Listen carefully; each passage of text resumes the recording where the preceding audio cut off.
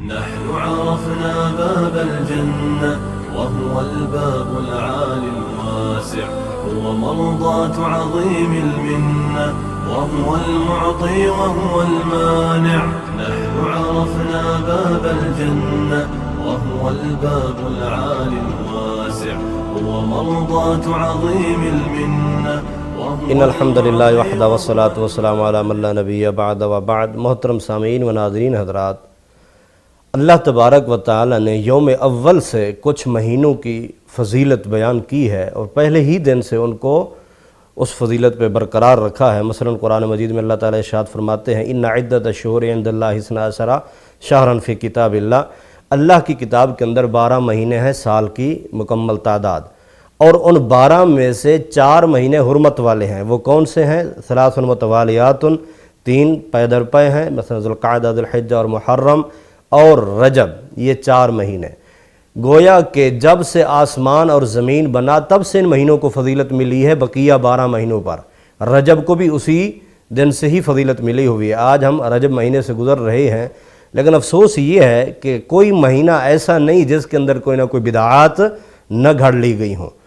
اور رجب کے نام پہ تو اتنی زیادہ بدعات ہیں کہ اللہ کی پناہ. یکم رجب کو ہمارے معاشرے میں بعض لوگ روزہ رکھتے ہیں اور اس روزے کا نام رکھا جاتا ہے جی مریم کا روزہ.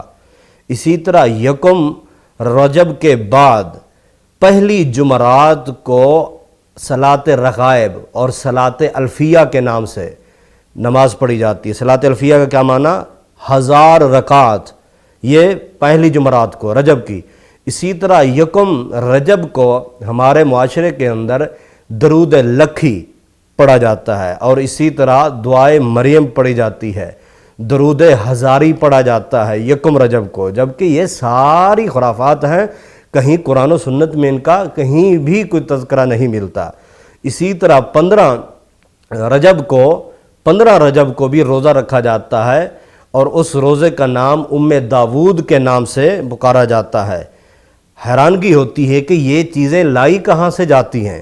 اسی طرح رجب کے اندر آگے بڑھ کر 22 رجب کو کنڈو کے نام سے ایک نئی ایجاد آئی ہے، جس کی ایجاد 1904 میں رامپور ریاست کے اندر لکھنوی خاندان کے اندر اس کا چراغ، بلکہ وہ علامہ مین مائی نام ہے اس کے خاندان کے اندر یہ شروع ہوئی ہے، اور شروع کرنے والے شیعہ حضرات ہیں. حضرات 22 رجب کو سیدنا امیر المؤمنین حضرت امیر معاویہ رضی اللہ تعالی عنہ، جو کہ نبی علیہ الصلوۃ والسلام کے سالہ بھی ہیں، میرے اور آپ کی ماں ام حبیبہ کے بھائی بھی ہیں رضی اللہ تعالی عنہ، ان کی وفات ہے. اور شیعوں کو ان سے تکلیف ہے، اہل تشیع فرقہ جو ان سے تکلیف رکھتے ہیں، اس وجہ سے ان کی وفات کے اوپر خوشی ہوتی ہے. ظاہری طور پر اس کو رجب کے کنڈے اور سیدنا حضرت جعفر صادق کی طرف رحمۃ اللہ علیہ اس کی طرف نسبت کی جاتی ہے. حالانکہ کوئی بھی ایسی تاریخ کی کتاب جس کے اندر اس کا تذکرہ ملتا ہو بالکل کچھ نہیں ہے. 22 رجب کو صرف اور صرف صحابہ کی دشمنی میں یہ سارے کنڈے بنائے جاتے ہیں، اور آگے چل کے 27 رجب کو معراج کے نام سے جشن منایا جاتا ہے ہمارے علاقوں میں.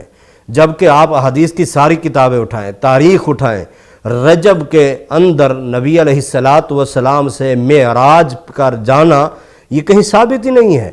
یہ بعض لوگوں نے رجب کے اندر، بعض نے ربیع الاول کے اندر، بعض نے ربیع الثانی کے اندر، بعض نے شوال کے اندر، بعض نے ذی الحج کے اندر یہ تذکرہ کیے ہیں کہ کوئی مہینے کا تعین ہی نہیں. معراج ہوا ہے، کوئی شک نہیں، قرآن اس کا تذکرہ کرتا ہے، لیکن کس مہینے میں ہوا؟ پہلے مہینے کا تعین نہیں بجائے تاریخ کے. اس لیے جب مہینے کا تعین ہو جاتا، اندازہ لگائے نبی علیہ السلام کو معراج کب ہوا؟ مکہ کے اندر. آپ نے مدینے کے اندر 10 سال گزارے ہیں. اس 10 سالوں میں رجب بھی آتا رہا، 27 رجب بھی آتی رہی، کوئی جشن نہیں منایا گیا، کوئی معراج کا تذکرہ نہیں ہوا. 27 کو نہ ہی روزہ رکھے گئے. آج 27 کے دن کو روزہ رکھا جاتا ہے، راتوں کو جاگا جاتا ہے، اور بہت سے نوافل پڑھے جاتے ہیں، اور بہت کچھ تقسیم ہوتا ہے، حلوے بنتے ہیں، چراغاں کیا جاتا ہے رجب کے اندر. اللہ اکبر. اور یہ بھی بیان کیا جاتا ہے کہ رجب کے اندر عمرہ کرنا تمام عمروں سے افضل ہے، اور نسبت نبی علیہ السلام کی طرف. حالانکہ امی عائشہ صدیقہ رضی اللہ تعالیٰ عنہ فرماتی ہے، صحیح بخاری کی حدیث ہے کہ آپ صلی اللہ علیہ وسلم نے کوئی بھی عمرہ رجب کے اندر نہیں کیا. خاص فرقہ اہل تشیع کا جو رجب کے اندر عمرے کو زیادہ فقیت دیتے ہیں، زیادہ فضیلت دیتے ہیں، اور وہی لوگ اس مہینے میں کثرت کے ساتھ آتے ہیں۔ تو پیارے بھائیوں، رجب کی بدعات سے واقف ہوئیے۔ رجب کا مہینہ، اس کو پہلے دن سے ہی فضیلت ملے گی ہے، جس طرح ذی القعدہ، ذی الحج اور محرم کو فضیلت ہے، اسی طرح رجب کو بھی فضیلت ہے۔ باقی اس کے اندر جو کچھ بھی کیا جاتا ہے آج، یہ 400 سال تک کچھ بھی نہیں ہے، 400 سال کے بعد ہی ایجادات ہوئی ہیں۔